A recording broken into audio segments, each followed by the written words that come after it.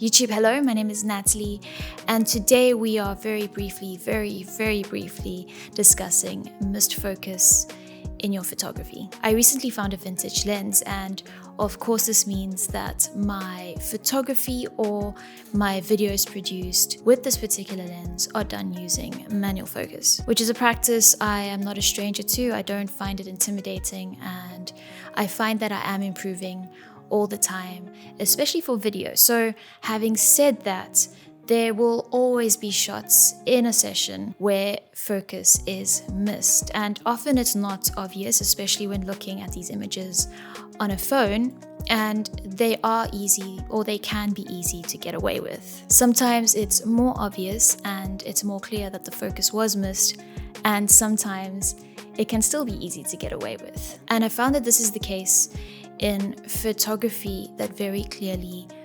conveys an emotion or tells us a story. So when scrolling through these images, these raw images after the session, this photo over here was one of the clear standouts for me. But when I took a closer look, I realized that focus was missed. So I kind of moved on from it, and I sort of mentally discarded it. And it was only at the end of the session, or at the end of the editing session, that I thought I'd just, give it a go. And I kind of just ignored that, or tossed aside that strict photographer instinct, or quite frankly, this constricting or limiting insecurity that said, everyone is going to see that you must focus on this one.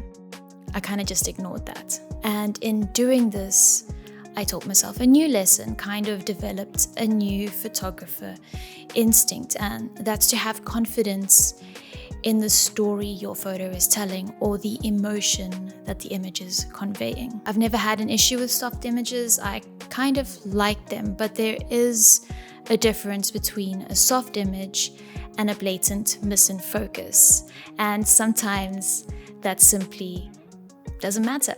If the image speaks to you, sometimes that's all that matters.